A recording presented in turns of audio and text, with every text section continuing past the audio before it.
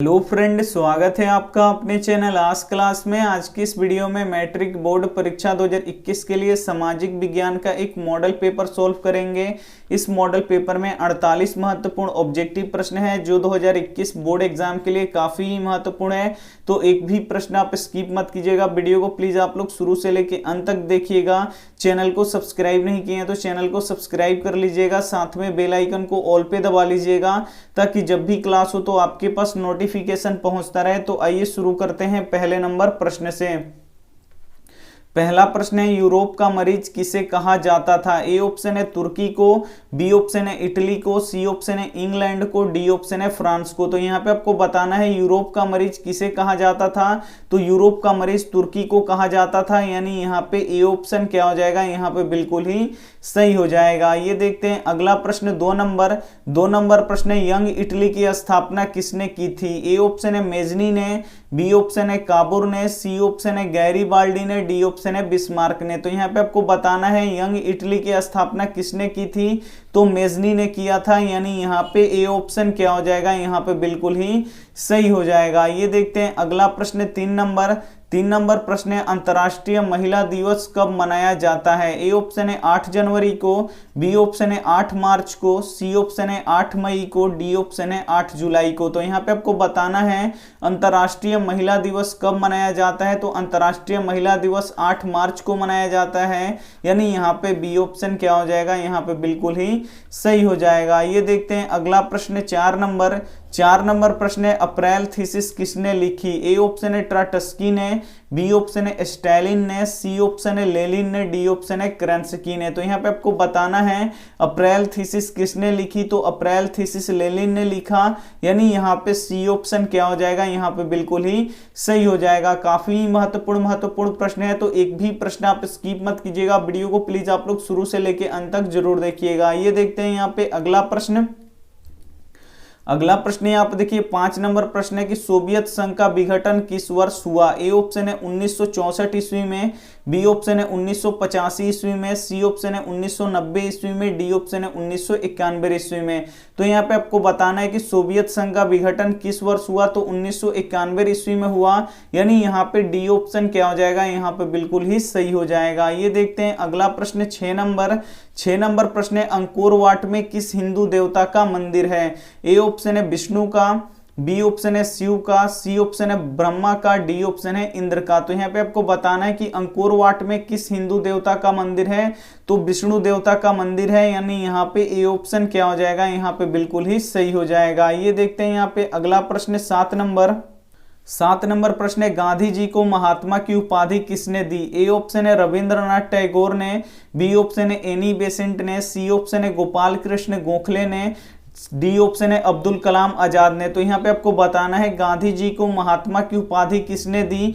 तो रविंद्रनाथ टैगोर जी ने दिया था, यानी यहाँ पे ए ऑप्शन क्या हो जाएगा, यहाँ पे बिल्कुल ही सही हो जाएगा। ये देखते हैं 8 नंबर प्रश्न, पूर्ण स्वराज दिवस कब मनाया गया था? ए ऑप्शन है 26 जनवरी 1930 को, बी ऑप्शन है 26 जनवरी 1931 को, सी ऑप्शन है 26 जनवरी 1949 को, डी ऑप्शन है 26 जनवरी 1950 को। तो यहाँ पे आपको बताना है पूर्ण स्वराज दिवस कब मनाया गया था। तो 26 जनवरी 1930 को मनाया गया था, यानी यहाँ पे ए ऑप्शन क्या हो जाएगा, यहाँ पे बिल्कुल ही सही हो जाएगा। ये देखते हैं यहाँ पे अगला प्रश्न है, आप देखिए 9 नंबर प्रश्न है कि हीराकुंड परियोजना है। ए ऑप्शन है महानदी पर, बी ऑप्शन है गोदावरी नदी पर, सी ऑप्शन है कृष्णा नदी पर, डी ऑप्शन है चंबल नदी पर। तो यहाँ पे आपको बताना है हीराकुंड परियोजना किस नदी पर है। तो हीराकुंड परियोजना महानदी पर है, यानी यहाँ पे ए ऑप्शन क्या हो जाएगा, यहाँ पे बिल्कुल ही सही हो जाएगा। ये देखते हैं यहाँ पे अगला प्रश्न, 10 नंबर प्रश्न है, गुरु गोविंद सिंह का जन्म किस नगर में हुआ था? ए ऑप्शन है अमृतसर में, बी ऑप्शन है पटना में, सी ऑप्शन है लाहौर में, डी ऑप्शन है इलाहाबाद में।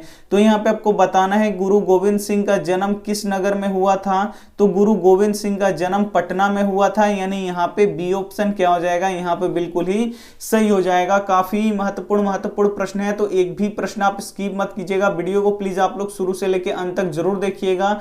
वीडियो को लाइक नहीं किए हैं तो प्लीज आप लोग वीडियो को लाइक भी कर दीजिएगा। ये देखते हैं यहाँ पे अगला प्रश्न 11 नंबर प्रश्न है, ईस्ट इंडिया कंपनी भारत से अफीम का निर्यात किस देश से करती थी? ए ऑप्शन है अमेरिका को, बी ऑप्शन है चीन को, सी ऑप्शन है जापान को, डी ऑप्शन है अफगानिस्तान को। तो यहाँ पे आपको बताना है ईस्ट इंडिया कंपनी ने भारत से अफीम का निर्यात किस देश को करती थी? तो अफगानिस्तान को करती थी, यानी यहाँ पे डी ऑप्शन क्या हो जाएगा, यहाँ पे बिल्कुल ही सही हो जाएगा। ये देखते हैं अगला प्रश्न 12 नंबर प्रश्न है कि रूसो किस देश का दार्शनिक था? ए ऑप्शन है फ्रांस का, बी ऑप्शन है अमेरिका का, सी ऑप्शन है रूस का, डी ऑप्शन है इंग्लैंड का। तो यहाँ पे आपको बताना है कि रूसो किस देश का दार्शनिक था? तो रूसो फ्रांस का दार्शनिक था, यानी यहाँ पे ए ऑप्शन क्या हो जाएगा, यहाँ पे बिल्कुल ही सही हो जाएगा। ये देखते हैं यहाँ पे अगला प्रश्न 13 नंबर प्रश्न है, निम्नलिखित में से कौन नवीकरणीय संसाधन है? इसमें से आपको पहचानना है कि कौन नवीकरणीय संसाधन है।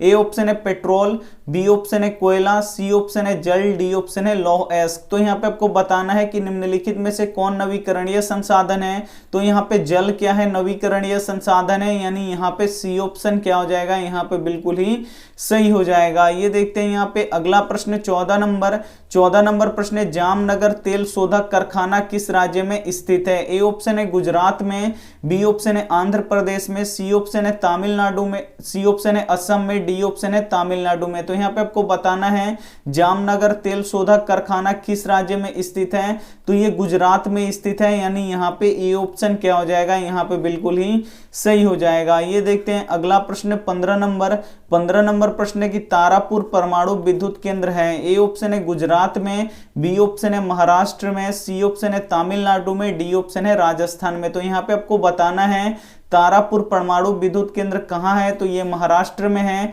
यानी यहाँ पे बी ऑप्शन क्या हो जाएगा, यहाँ पे बिल्कुल ही सही हो जाएगा। ये देखते हैं यहाँ पे अगला प्रश्न यहाँ पे देखिए 16 नंबर प्रश्न है कि पर्यावरण संरक्षण हेतु पहला विश्व शिखर सम्मेलन कहाँ हुआ था? ए ऑप्शन है स्टॉकहोम में, बी ऑप्शन है मॉस्को में, सी ऑप्शन है पेरिस में, डी ऑप्शन है न्यूयॉर्क में। तो यहाँ पे आपको बताना है पर्यावरण संरक्षण हेतु पहला विश्व शिखर सम्मेलन कहाँ पे हुआ था? तो स्टॉकहोम में हुआ था, यानी यहाँ पे ए ऑप्शन क्या हो जाएगा, यहाँ पे बिल्कुल ही सही हो जाएगा। ये देखते हैं अगला प्रश्न 17 नंबर प्रश्न है कि 1992 ईस्वी में पृथ्वी सम्मेलन कहाँ हुआ था? ए ऑप्शन है ढाका में, बी ऑप्शन है कोलंबो में, सी ऑप्शन है बीजिंग में, डी ऑप्शन है रियो डी जेनेरियो में। तो यहाँ पे आपको बताना है कि 1992 ईस्वी में पृथ्वी सम्मेलन कहाँ पे हुआ था? तो रियो डी जेनेरियो में हुआ था, यानी यहाँ पे डी ऑप्शन क्या हो जाएगा, यहाँ पे बिल्कुल ही सही हो जाएगा। ये देखते हैं यहाँ पे अगला प्रश्न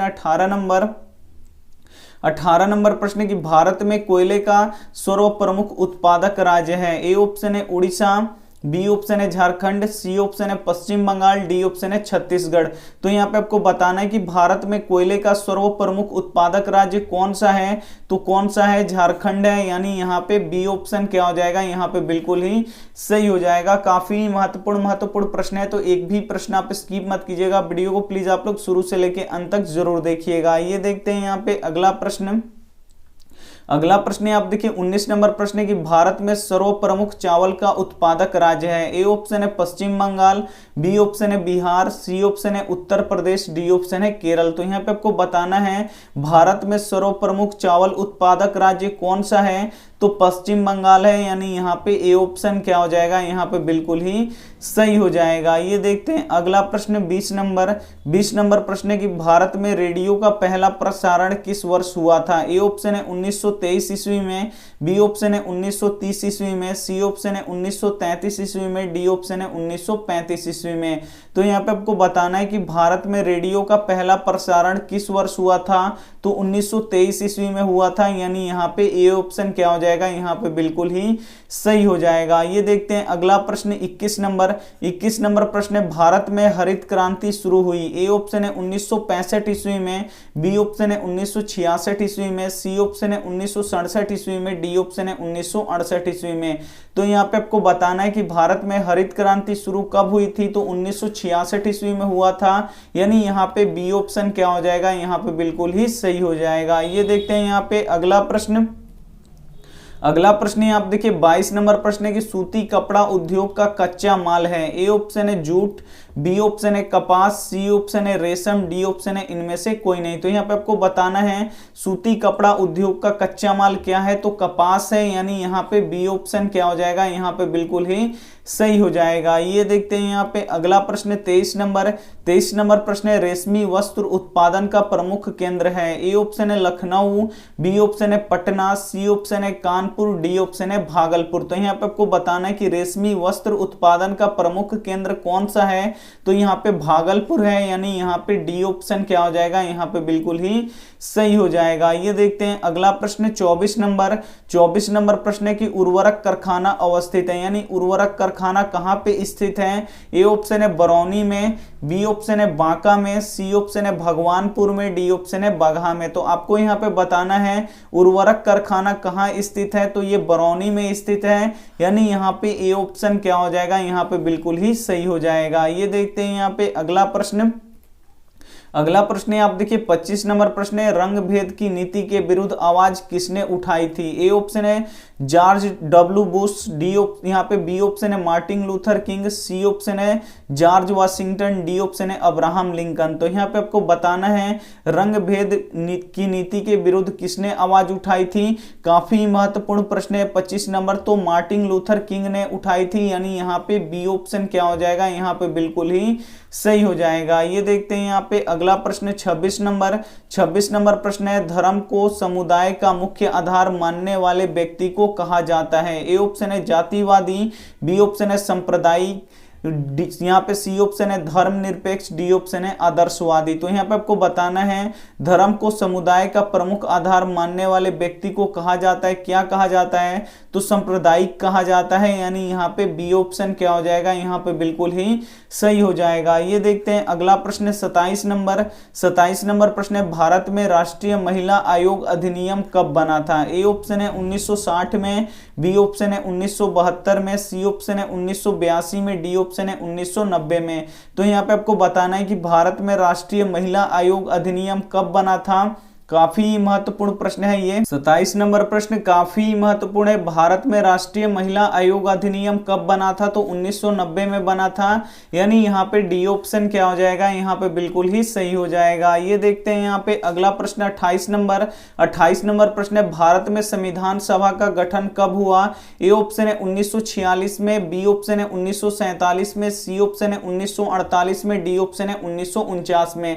तो यहाँ पे आपको बताना है कि भारत में संविधान सभा का गठन कब हुआ, तो 1946 में हुआ, यानी यहाँ पे ए ऑप्शन क्या हो जाएगा, यहाँ पे बिल्कुल ही सही हो जाएगा। ये देखते हैं 29 नंबर प्रश्न तेलंगाना राज्य का गठन कब हुआ था। ए ऑप्शन है 2 जून यहाँ पे 2014, बी ऑप्शन है 2 जून 2015, सी ऑप्शन है 2 जून 2016, डी ऑप्शन है 2 जून 2017। तो यहाँ पे आपको बताना है कि तेलंगाना राज्य का गठन कब हुआ था, तो 2 जून 2014 को हुआ था, यानी यहाँ पे ए ऑप्शन क्या हो जाएगा, यहाँ पे बिल्कुल ही सही हो जाएगा। ये देखते हैं अगला प्रश्न 30 नंबर प्रश्न है चिपको आंदोलन की शुरुआत किस राज्य से हुई। ए ऑप्शन है गुजरात, बी ऑप्शन है झारखंड, सी ऑप्शन है उत्तराखंड, डी ऑप्शन है राजस्थान। तो यहाँ पे आपको बताना है चिपको आंदोलन की शुरुआत किस राज्य से हुई, तो ये उत्तराखंड से हुआ, यानी यहाँ पे सी ऑप्शन क्या हो जाएगा, यहाँ पे बिल्कुल ही सही हो जाएगा। ये देखते हैं अगला प्रश्न 31 नंबर प्रश्न है कि लोकतंत्र का प्राण किसे कहा जाता है। ए ऑप्शन है राजनीतिक दल को,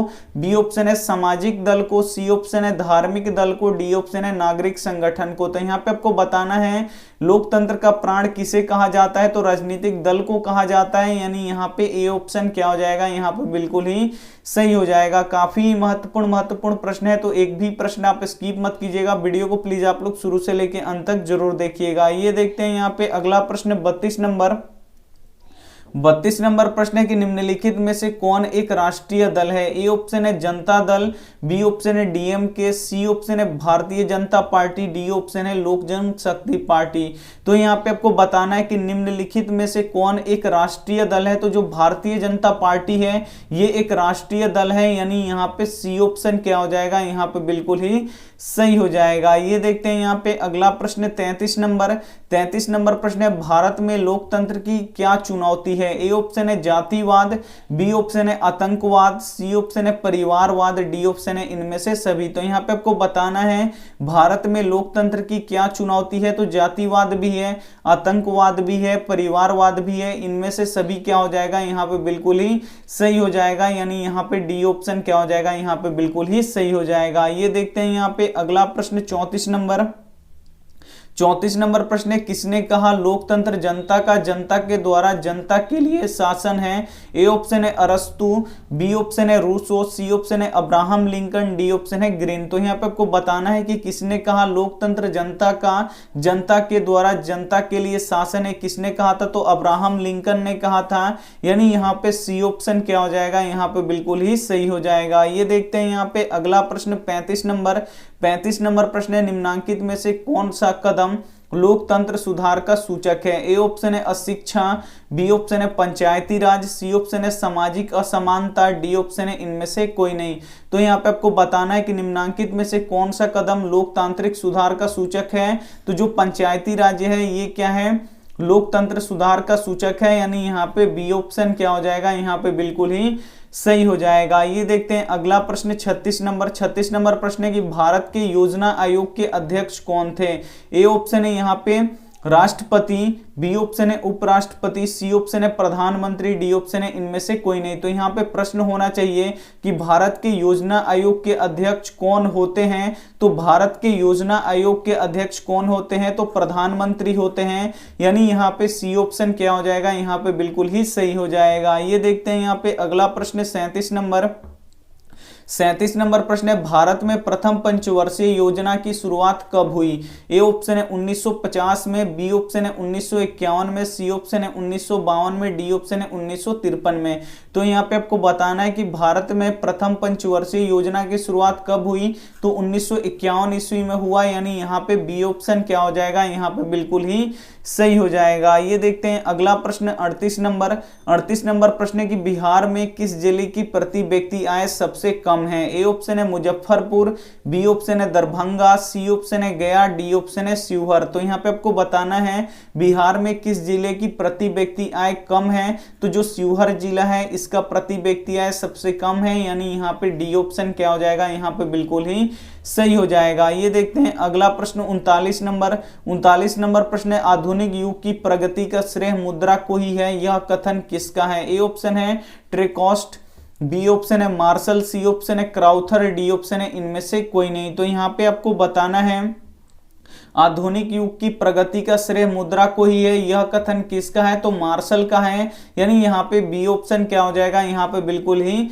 सही हो जाएगा। ये देखते हैं अगला प्रश्न 40 नंबर प्रश्न है, बांग्लादेश की मुद्रा का नाम क्या है? ए ऑप्शन है दिनार, बी ऑप्शन है रुपया, सी ऑप्शन है यूरो, डी ऑप्शन है टाका। तो यहाँ पे आपको बताना है बांग्लादेश की मुद्रा का नाम क्या है? तो टाका है, यानी यहाँ पे डी ऑप्शन क्या हो जाएगा यहाँ पे बिल्कुल ही सही हो जाएगा। काफी महत्वपूर्ण प्रश्न है, तो एक भी प्रश्न आप स्किप मत कीजिएगा, वीडियो को प्लीज आप लोग शुरू से लेके अंत तक जरूर देखिएगा। ये देखते हैं यहाँ पे अगला प्रश्न 41 नंबर प्रश्न है, यहाँ पे देखिए भारत में सहकारिता आंदोलन कब प्रारंभ हुआ? ए ऑप्शन है 1900 ईस्वी में, बी ऑप्शन है 1902 ईस्वी में, सी ऑप्शन है 1904 ईस्वी में, डी ऑप्शन है 1905 ईस्वी में।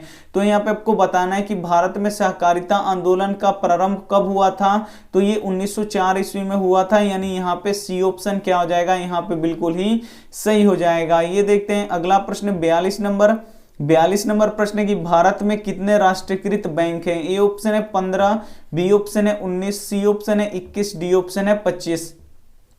तो भारत में कितने राष्ट्रीयकृत बैंक है? तो भारत में 19 राष्ट्रीयकृत बैंक है, यानी यहाँ पे बी ऑप्शन क्या हो जाएगा यहाँ पे बिल्कुल ही सही हो जाएगा। ये देखते हैं अगला प्रश्न 43 नंबर प्रश्न है, मानव की न्यूनतम आवश्यकता क्या है? ए ऑप्शन है रोटी कपड़ा और मकान, बी ऑप्शन है रोटी फल और सब्जी, सी ऑप्शन है कपड़ा रोटी और सब्जी, डी ऑप्शन है तेल। तो यहाँ पे आपको बताना है कि मानव की न्यूनतम आवश्यकता क्या है? तो रोटी कपड़ा और मकान है, यानी यहाँ पे ए ऑप्शन क्या हो जाएगा यहाँ पे बिल्कुल ही सही हो जाएगा। ये देखते हैं यहाँ पे अगला प्रश्न 44 नंबर प्रश्न है, इनमें से कौन पूर्णतः सरकारी सेवा है? ए ऑप्शन है स्वास्थ्य सेवा, बी ऑप्शन है शिक्षा सेवा, सी ऑप्शन है सैन्य सेवा, डी ऑप्शन है वायु सेवा। तो यहाँ पे आपको बताना है कि इनमें से कौन पूर्णतः सरकारी सेवा है। तो जो सैन्य सेवा है ये भारत की पूर्णतः यहाँ पे सरकारी सेवा है, यानी यहाँ पे सी ऑप्शन क्या हो जाएगा, यहाँ पे बिल्कुल ही सही हो जाएगा। ये देखते हैं अगला प्रश्न 45 नंबर प्रश्न है, भारत सरकार ने सूचना का अधिकार अधिनियम कब पारित किया। ए ऑप्शन है 2005 में, बी ऑप्शन है 2006 में, सी ऑप्शन है 2007 में, डी ऑप्शन है 2008 में। तो यहाँ पे आपको बताना है कि भारत सरकार ने सूचना का अधिकार अधिनियम कब पारित किया। तो 2005 ईस्वी में पारित किया, यानी यहाँ पे ए ऑप्शन क्या हो जाएगा, यहाँ पे बिल्कुल ही सही हो जाएगा। ये देखते हैं अगला प्रश्न 46 नंबर प्रश्न है, सुनामी शब्द किस भाषा से लिया गया है। ए ऑप्शन है स्पेनिश, बी ऑप्शन है इंग्लिश, सी ऑप्शन है चाइनीज, डी ऑप्शन है जापानी। तो यहाँ पे आपको बताना है कि सुनामी शब्द किस भाषा से लिया गया है। तो ये जापानी भाषा से लिया गया है, यानी यहाँ पे डी ऑप्शन क्या हो जाएगा, यहाँ पे बिल्कुल ही सही हो जाएगा। ये देखते हैं अगला प्रश्न 47 नंबर प्रश्न है, निम्नलिखित में से कौन प्राकृतिक आपदा है। ए ऑप्शन है बम विस्फोट, बी ऑप्शन है भूकंप, सी ऑप्शन है युद्ध, डी ऑप्शन है रासायनिक दुर्घटनाएं। तो यहाँ पे आपको बताना है निम्नलिखित में से कौन प्राकृतिक आपदा है। तो जो यहाँ पे भूकंप है ये क्या है, प्राकृतिक आपदा है, यानी यहाँ पे बी ऑप्शन क्या हो जाएगा, यहाँ पे बिल्कुल ही सही हो जाएगा। ये देखते हैं 48 नंबर प्रश्न है, मलबे के नीचे दबे हुए लोगों का पता लगाने के लिए किस यंत्र की मदद ली जाती है। ए ऑप्शन है हेलीकॉप्टर, बी ऑप्शन है दूरबीन, सी ऑप्शन है इंफ्रारेड कैमरा, डी ऑप्शन है टेलीस्कोप। तो यहाँ पे आपको बताना है कि मलबे के नीचे दबे हुए लोगों का पता लगाने के लिए किस यंत्र की मदद ली जाती है। तो इंफ्रारेड कैमरे की मदद ली जाती है, यानी यहाँ पे सी ऑप्शन क्या हो जाएगा, यहाँ पे बिल्कुल ही सही हो जाएगा। ये थे हमारे 48 महत्वपूर्ण जो बोर्ड एग्जाम 2021 के लिए काफी महत्वपूर्ण है। तो इसमें से अगर जो भी प्रश्न आपको याद ना हो तो उसे आप लोग नोटबुक पे लिख के जरूर याद कर लीजिएगा। आइए देखते हैं यहाँ पे होमवर्क प्रश्न की टीपू सुल्तान कहाँ के शासक थे। ए ऑप्शन है मैसूर के, बी ऑप्शन है शिमला के, सी ऑप्शन है कश्मीर के, डी ऑप्शन है दिल्ली के। तो जो भी ऑप्शन इसमें से सही लगे वो आप हमें कमेंट करके बता दीजिएगा। आपके कमेंट का इंतजार रहेगा। वीडियो को लाइक नहीं किए तो प्लीज आप लोग वीडियो को लाइक कर दीजिएगा, अपने दोस्तों के पास इस वीडियो को जरूर शेयर कीजिएगा। चैनल को सब्सक्राइब नहीं किए तो चैनल को सब्सक्राइब कर लीजिएगा, साथ में बेल आइकन को ऑल पे दबा लीजिएगा ताकि जब भी क्लास हो तो आपके पास नोटिफिकेशन पहुंचता रहे। थैंक यू फॉर वॉचिंग, मिलते हैं अगले वीडियो में, तब तक अपना ध्यान रखिए, मन लगा के पढ़ाई कीजिए। Take care and bye.